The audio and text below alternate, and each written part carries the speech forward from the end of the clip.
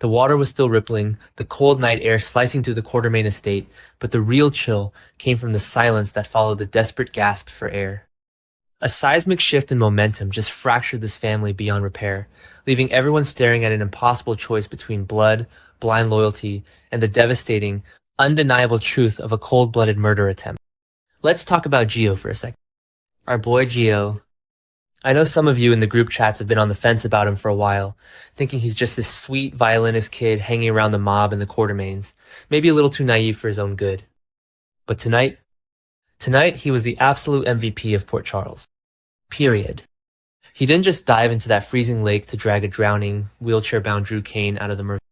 He didn't just perform textbook CPR while Nina Reeves stood there doing her best helpless damsel act. No. Gio did the one thing nobody else in this town ever seems capable of doing. He told the truth. Right to her face. Without hesitation. Picture this scene because the cinematography was actually brilliant. The lake water is dripping off Gio's clothes, soaking into the grass. He is exhausted, panting, having literally just breathed life back into Drew's lungs. And there is Nina. Oh my god, Nina. She is doing that fake, pathetic, trembling act she always does when she gets caught doing something horrendous. She's shivering, clutching her arms, pretending she's just so traumatized by the horrible accident that just befell her poor, paralyzed son-in-law. She is playing the victim, as she always does. And Gio? Gio just looks at her, stands up tall, and drops the absolute nuke. He doesn't pull Tracy or Brooklyn aside for a quiet, uncertain whisper. He doesn't say he thinks maybe she slipped or the brakes on the wheelchair failed. He declares it with absolute booming clarity right in front of Tracy Quartermain and Brooklyn. I saw you push him, I screamed. I literally screamed at my television, woke up my dog, the whole 9 yards. Because Nina immediately goes into full defense mode. You know the drill. The wide eyes, the stuttering, the frantic gaslighting. She starts waving her hands around, claiming the lighting was bad, it was dark, Gio was far away, he couldn't possibly have seen what he thought he saw.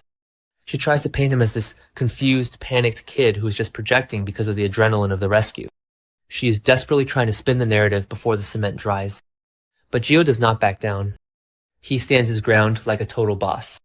He refuses to let her twist reality. And you can see the exact second Tracy Quartermain's brain clicks into gear. Tracy's face was a masterclass in acting. Jane Elliott deserves all the awards.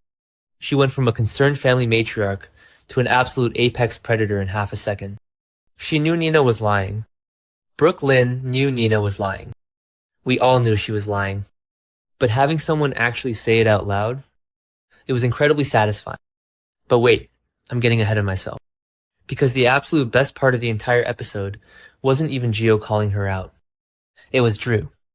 Drew Kane, who has been strapped to that chair, drugged out of his mind, treated like a literal piece of furniture by his own wife and mother-in-law for weeks. He is lying there on the muddy bank of the lake. He is coughing up water, barely clinging to life, weak as a kitten after nearly drowning. But he turns his head, and he looks at Nina. And the look in his eyes? Chills. Literal chills down my spine. It wasn't fear. It wasn't confusion. It was pure, unadulterated, venomous hatred. He didn't even need to speak a single word. That glare confirmed every single syllable Gio said. Drew's eyes basically screamed, "She tried to kill me, and I'm going to destroy her." And just like that, the house of cards collapses. Nina standing with the Quartermains? Gone. Vaporized. Incinerated. You really think Tracy's ever gonna let that woman set foot on the estate again? Nina has spent years trying to claw her way into respectability, trying to buy her way into these legacy families, trying to play the misunderstood victim who just loves too hard. And it all ended tonight in the mud next to a boathouse. I know some people on the forums are loving this downfall, but personally, I'm just sitting here wondering how she thought she could get away with it.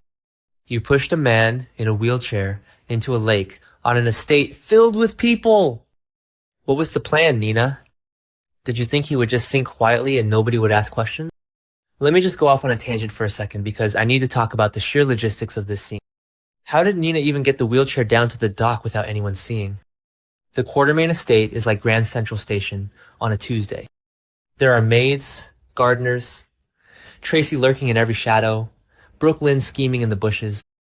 The fact that Nina managed to wheel a grown man across the lawn and launch him into the water is honestly hilarious if you stop and think about it.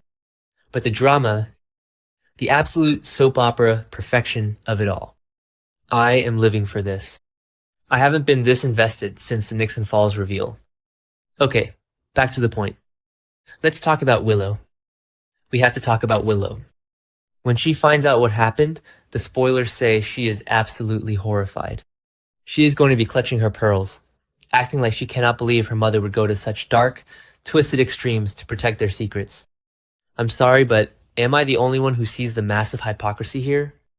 Willow, honey, sweetie, you have been injecting your husband with a paralytic drug for weeks to simulate locked-in syndrome. You kept him a prisoner in his own body. You stole his voice, his mobility, his life. But oh no, pushing him in a lake is where you draw the moral line. Give me a break. I am so sick of Willow's angelic butter wouldn't melt in my mouth routine. She is just as toxic as her mother, if not worse, because at least Nina owns her crazy side. Willow wraps her abuse in a bow and calls it protection. I really want to dive into Willow's psychology right now, because it is fascinating and frustrating all at once. She has spent her entire adult life trying to escape the shadow of Harmony, trying to prove she's this good, pure, moral compass of a person. Then she finds out her biological mother is Nina, the town pariah who stole Avery from a womb and kept Sunny hidden for months. Willow fights the connection, she accepts it, they bond, they fight again. But deep down, Willow is terrified she is just like Nina. And guess what? She is. Drugging Drew was a classic Nina move. It was a desperate, unhinged, controlling move born out of fear of losing power. And now, seeing her mother take it one step further to actual, literal murder, Willow is looking in a mirror, and she absolutely hates.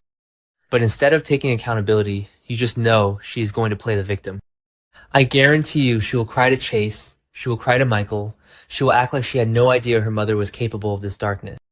And I am going to be screaming at my TV every single time she sheds a fake tear. She created this monster. She created the situation that made Nina panic. Because, let's remember why Nina panicked. Drew was waking up, the paralytic was wearing off. Jack Brennan's black box leverage was gone. Nina knew Drew was going to expose Willow's crimes. She knew Willow would lose her congresswoman seat, go to prison, and lose custody of the kids to Michael. So Nina, in her twisted, obsessive mother bear logic, decided to silence Drew permanently. It's sick, it's twisted, but it makes perfect sense for her character. And then came the sirens. The flashing red and blue lights reflecting off the dark water of the lake. Seeing Nina Reeves get slapped in handcuffs and hauled away by the PCPD was a cinematic masterpiece. I have been waiting for this woman to face actual legal consequences for years. But as I watched her get shoved into the back of that squad car, my brain started spinning with the real question here. The question that is going to define the rest of the summer on General Hospital. Is Nina going to take Willow down with her? Think about it. Nina did this to protect Willow. But now, she is facing attempted murder charge. Is she really going to sit in a cell at Pentonville and rot while Willow plays the innocent, grieving wife on the outside? Nina has this obsessive, desperate need for Willow's love, but she also has a vindictive streak, a mile wide. If Willow turns her back on her now, if Willow plays the victim and throws Nina under the bus to save her own political career, Nina will snap. She will absolutely sing like a canary. She will tell the cops exactly why she pushed Drew, and Willow's paralytic scheme will be front-page news in The Invader by morning. And where does Michael fit into all this? I know Michael and Willow have been divorced for a while now, and he's parading around with Jacinda, but you know Michael is just waiting for the perfect excuse to swoop in and take full custody of the kid. He has been scheming to push Willow and Chase together just to destabilize her life. If Willow gets implicated in drugging Drew, Michael will destroy her in family court. He won't even hesitate. He is ruthless when it comes to his children. And Drew? Drew is not going to just let this go. He survived.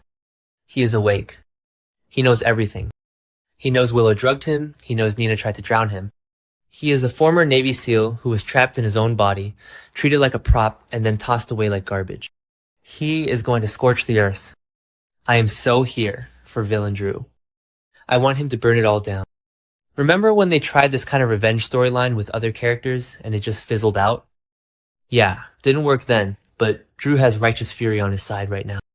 He is going to fake compliance, Maybe pretend the drowning was an accident just to get them to lower their guard, and then he's going to strike.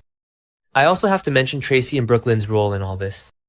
Brooklyn, standing there, witnessing this attempted murder, probably realizing that her own messy secrets, like framing Willow for Jordan's hit and run, pale in comparison to literal aquatic homicide. It puts everything into perspective, doesn't it?